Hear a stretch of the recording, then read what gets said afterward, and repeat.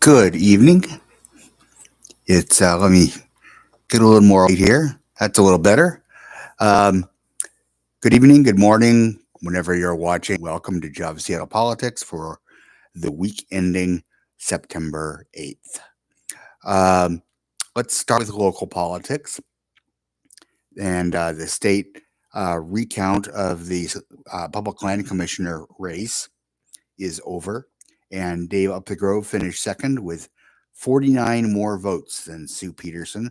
Peterson was the Republican who was endorsed by the state Republican Party because she's much more loyal to Donald Trump than the Republican who finished first in the race, is Damie Herrera Butler, who was a former congresswoman from Southwest Washington who uh, committed the grave mistake of voting to impeach Donald Trump after January 6th. So she was primaried out of her congressional seat 2 years ago, and now she's running for lands commissioner. She finished first comfortably.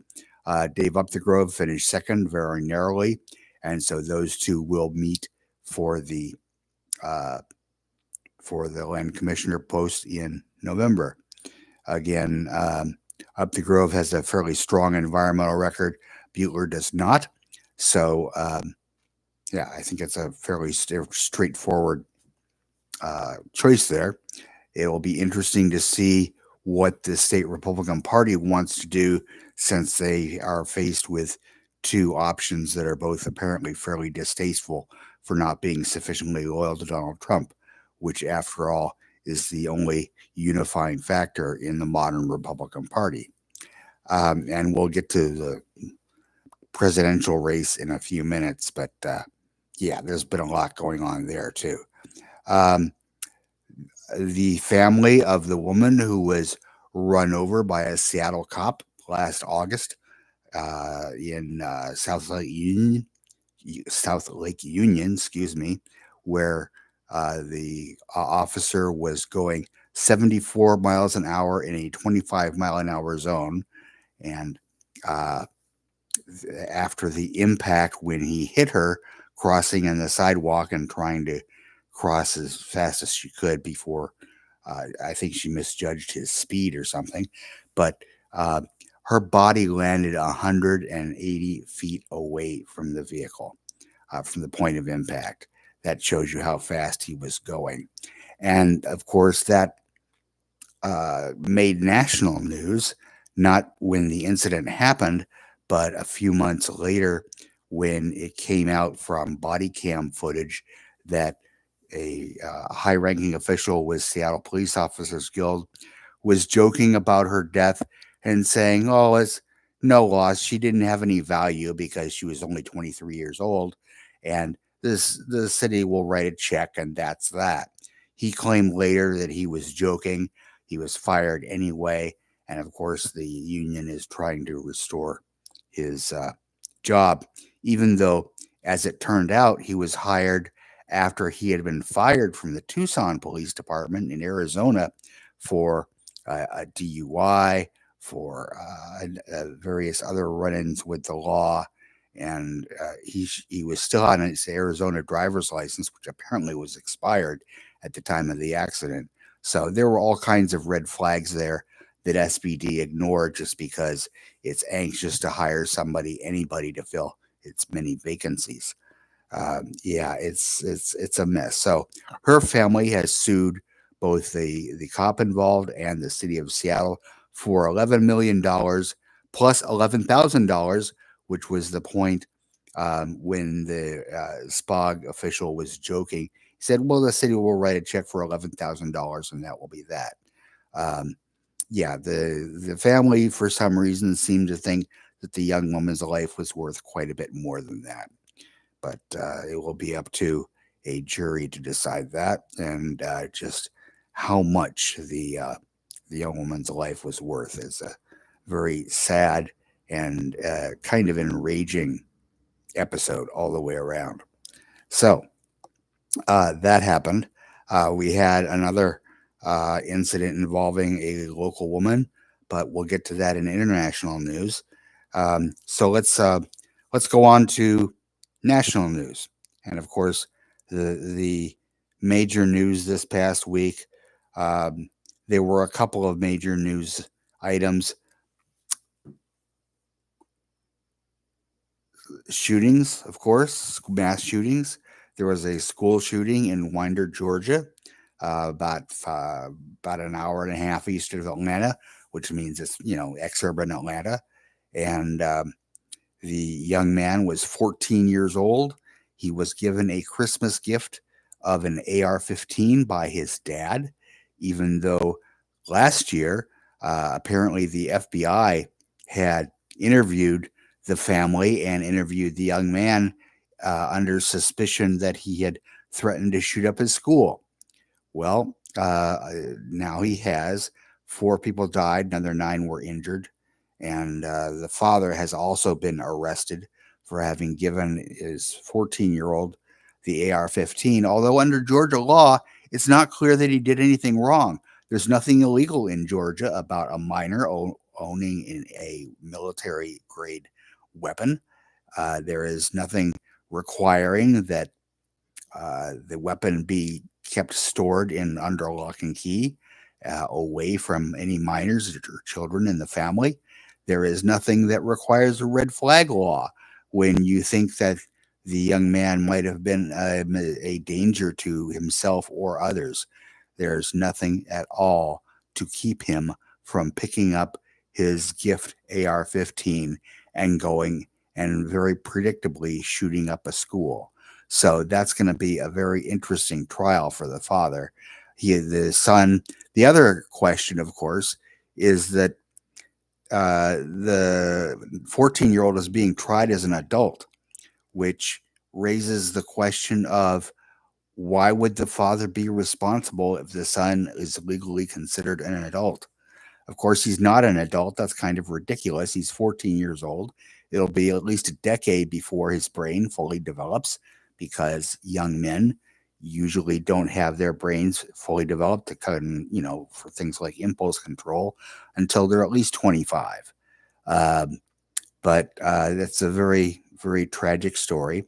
We also had a mass shooting in Kentucky on, I believe it was Saturday, where a army veteran, allegedly, he's the person of interest in the shooting, uh, shot 10 different vehicles, apparently, some of which were at random, some of which may not have been. We don't know a lot of details around that, but a number of people were injured. Nobody died, fortunately, but I-75, which was the thoroughfare in which the shootings took place, is a very busy interstate running north south between Cincinnati and Atlanta. So there's a lot of traffic on that. It's a very rural area in southeast Kentucky, and the suspect is still at large. He's believed to be on foot in the hills surrounding the interstate, very heavily forested. Of course, it's nighttime there now, so the search has been suspended for a second day, but they will pick it up again on Monday and hopefully find them before anybody else is hurt. Um, Again, more days ending in Y in America. It seems to be endemic, and I don't know what can be done about it at this point, because certainly, unless the composition of Congress changes this November quite a bit, Congress has shown no appetite whatsoever for even the simplest gun reform laws. Red flag laws, certainly banning assault weapons would be a nice start. That was, of course, the law until about 2004. And there are literally exponentially more assault weapons now than there were in the 90s, well, the previous time they were legal, um, because they have been marketed. They've been marketed very heavily by gun manufacturers. And, whatever you can say about gun culture, people really like their weapons of war. And there are many, many of them in America, including right here locally. So, you know, these shootings are going to continue to happen, probably including schools, any place where people congregate. people are at risk for that. It's it doesn't happen that often. I mean, it happens way too often, but it doesn't happen often enough that you should be scared that it could happen at any moment. It's sort of like the chances of being hit by lightning. Lots of people are hit by lightning in this country every year, but your individual chances of being hit by lightning are very low. Same for being involved in a mass shooting. You never think it's going to happen until it happens to you or to people you know or to a community you're part of. And, so Winder, Georgia is now part of that grim geography of American cities and towns where mass shootings have happened. Um, there's so many of them at this point.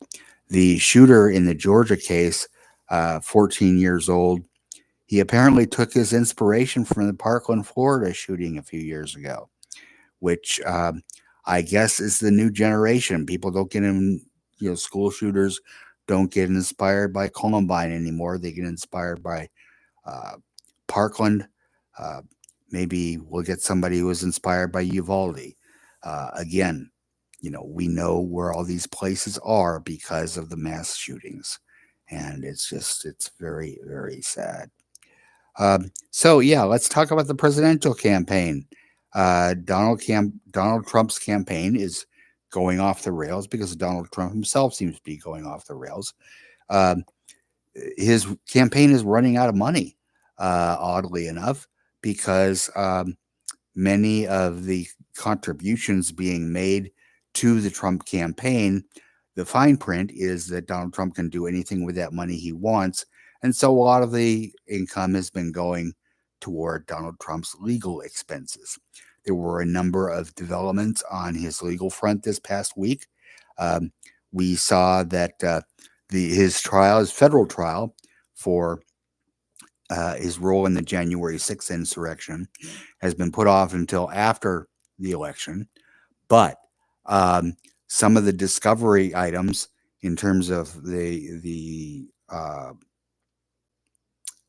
information that the prosecution has and the information they've gathered, both from the select committee, the House committee that investigated January 6th, and also from the FBI's own investigation, that could be made public before the election. So we won't get a verdict, which is unfortunate because we'll be 4 years out at the point of the election. But we will get some information on Donald Trump's role in that. The Georgia prosecution for his efforts to overturn the election in that state in 2020 will similarly not happen until after the election. We had some developments in the classified documents case in South Florida. There's a strong effort to get the Trump appointed judge who's been ruling very favorably and somewhat bizarrely to Trump, in favor of Trump, all throughout that case, to the point where the very conservative 11th Circuit, I believe it is, the Federal Court of Appeals that covers that part of the country, has overturned her ruling several times because they fly in the face of all precedent. We'll see what happens with that. Meanwhile, the sentencing in his Manhattan convictions, the 34 felony counts that he was convicted on for fraud in his business dealings, coming out of the Stormy Daniels case, the affair that he allegedly had. He still denies it with a porn star. That sentencing has also been delayed until after the election. So it doesn't look like accountability in any of Trump's cases is going to happen until after people cast their votes, which is very unfortunate because people really need to know who they're voting for and whether, we already know that he is a convicted fraudster. He has been found civilly liable in the defamation cases for E. Jean Carroll of a jury believing that he committed sexual assault. This is a man that is grossly unfit for any elected office, let alone president of the United States. And yet the latest polling shows, especially in swing states, that the race is neck and neck, which brings us to the debate coming up this coming Tuesday night. It will be carried by all the networks. It's hosted by ABC. And assuming Trump shows up, he's been complaining and trying to work the refs already, as you might expect. Um, the rules for the debate have been set. The mics will be muted for each candidate when they're not talking, which, of course, is favorable to Trump because he has a history of interrupting the other candidates, both in the 2016 Republican debates and then as famously in 2020 with Joe Biden, where he was trying to set off Biden's stutter unsuccessfully. Um, it's going to be an interesting debate because probably the things that most horrify him in life are a strong woman, a woman of color, and daughter of immigrants. It like checks all the boxes for what freaks Donald Trump out. And so, will he try to stalk her the way he stalked Hillary Clinton in a debate in 2016? Will he try to interrupt even with his mic muted in some way? Will he invade her personal space? Anything's possible. But I expect that will draw a large, large audience. And, he'll lie and people will try to fact check him in real time and afterwards. And that won't be particularly effective. It will be up to Harris really to fact check him. And she wants, I suspect, to be aggressive. She doesn't want to spend her time trying to unpack all of his lies, but simply prosecute the case that he is unfit for office and that his vision for what he wants to do in his second term, which is basically authoritarian, and he's laid it all out publicly many, many times, especially before the Republican primaries in the year and a half or so leading up to it. He's a little more circumspect now that he's running in the general election, but that's still his vision. And Project 2025 is still his vision. And I'm sure she's going to try and prosecute that case because she's a former prosecutor and she's not going to get rattled very easily. Go back and look at the YouTubes of some of her questioning of Trump administration officials when she was a senator and they were testifying to the Senate. She gave very pointed questioning, and I suspect she'll try and do the same thing on Tuesday night. That will be interesting. So that's our national news, basically. Most of the news has to do with the campaign. The Harris campaign has raised a ton of money, $500 million in the first month or so, which is amazing. It's record setting. On the other hand, the polls are still neck and neck, and they've basically settled in now that Harris has had some time to run, and the Trump campaign has had some time to adjust to the fact that he's not running against Joe Biden anymore, much to his chagrin. The polling in a number of swing states is pretty much even or slightly favoring Trump in the case of places like Arizona and Nevada. But and you've also got some other states in play. The Cook Political Report is now saying that North Carolina is a toss-up. That went solidly for Trump in 2020. Next on the list probably is Florida, and after that, Texas. Both of those, Harris is making making headway in. But we've heard before that a state like Texas is going to turn purple because of the demographic changes over the last generation or so. But the Republican hierarchy, especially, in Florida also, but especially in the state of Texas, has been all in on all kinds of creative ways to engage in voter suppression. And I don't know whether the polling is taking that into effect or not, but we've heard that Democrats would win statewide in Texas before, and it is yet to happen. So I'm a little skeptical, but it would be nice if it did.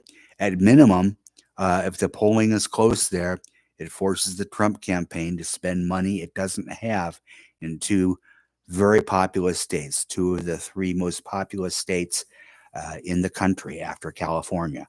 And they don't have that money to spend. And those are very expensive states with a lot of markets that you'd have to buy TV in. So the Trump campaign is very much on the defensive right now. And that's a good thing to see because his authoritarian vision for a second term is something that, frankly, has to be prevented almost at all costs. Um, so let me let me go to international news, national and international. A Pakistani citizen who is allegedly loyal to ISIS was arrested in Canada as part of a plot to commit a mass shooting at a Jewish cultural center in New York City. This is something that comes on the heels in Canada of two other seriously anti Semitic cases. One where emails were sent to nearly 100 Jewish organizations, synagogues, cultural centers, etc., across the country, containing death threats, threats of violence, etc. So that happened a couple of weeks ago, and then you had you had this come up.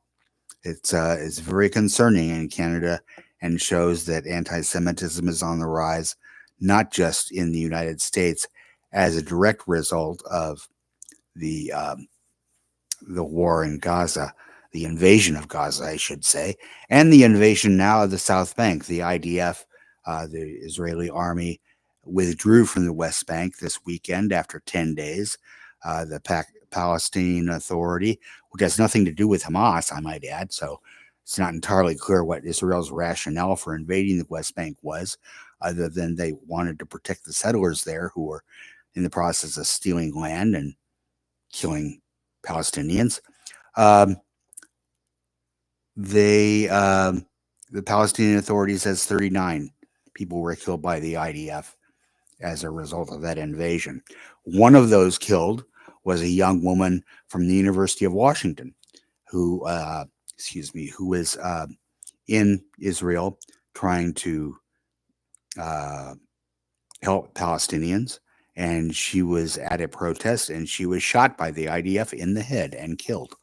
Uh, People in Seattle who knew her were really shattered by her death. She was apparently a pretty brilliant young woman who spoke several languages and was a Turkish citizen by birth, but had grown up in the United States and had learned a number of Middle Eastern languages and was planning to return here for graduate work in that field. Very, very sad story. Um, yeah. So, meanwhile, protests have continued in Israel around the war in Gaza, and Prime Minister Netanyahu has sort of dug in his heels because he kind of has to. As I've said in previous weeks, his rule is really dependent on his continuing the invasion. So he has been stalling the United States-led efforts to try and negotiate a ceasefire.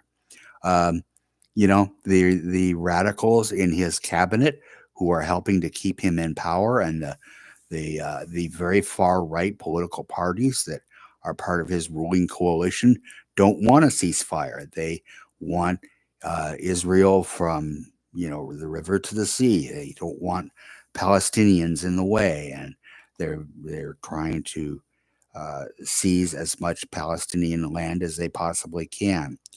So yeah, we're coming up we're about a month away from the anniversary of the incident on October 7th last year that set all of this in motion.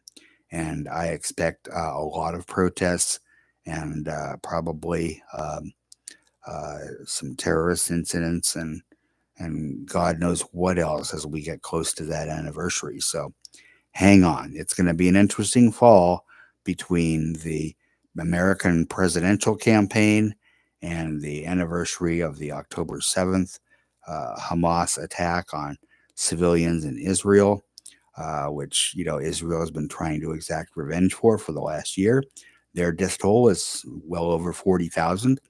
And Just as a final note, um, American media really didn't spend any time on the young American who was trying to support Palestinians, who was shot in the West Bank by the IDF, apparently intentionally, um, for participating in a protest.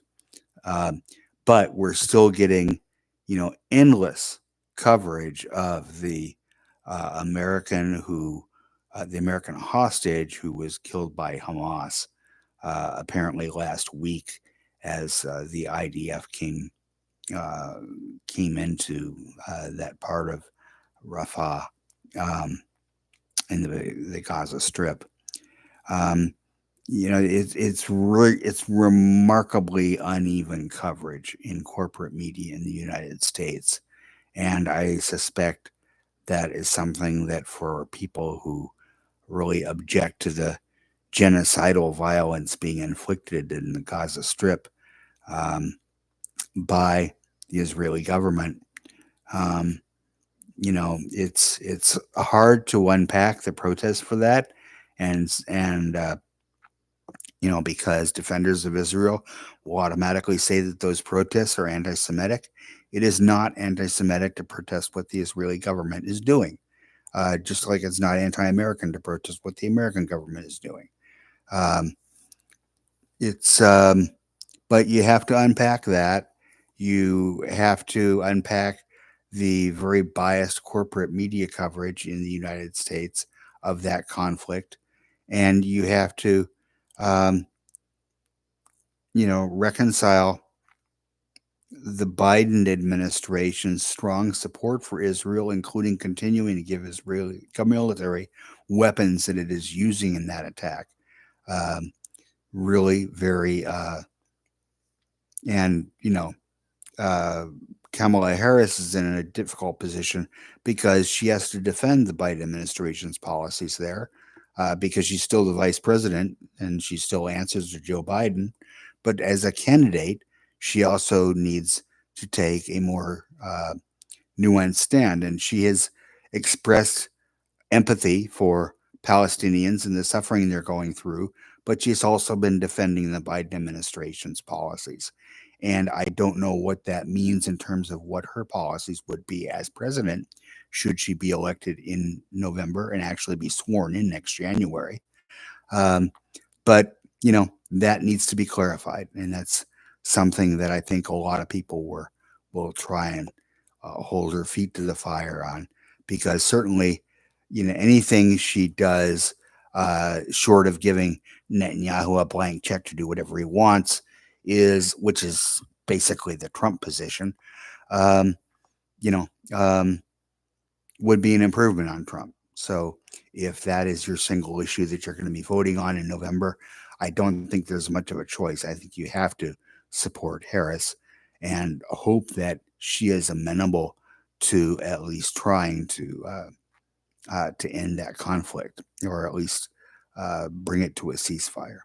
So that's the review for this week. Next week we'll have a deconstruction of the first and so far only scheduled debate between Harris and Trump. We'll see how that goes, and we'll see what else happens. There'll probably be another mass shooting or two. Woohoo! It's fall time in America, and it's going to be an interesting fall. I'm kind of dreading the aftermath of the election when Donald Trump refuses to concede and encourages his followers to violence. I think that is a very real possibility that the Democrats sure had better be preparing for, and we all need to be preparing for. So, anyway, I hope you have a good rest of your week, and take care, everybody.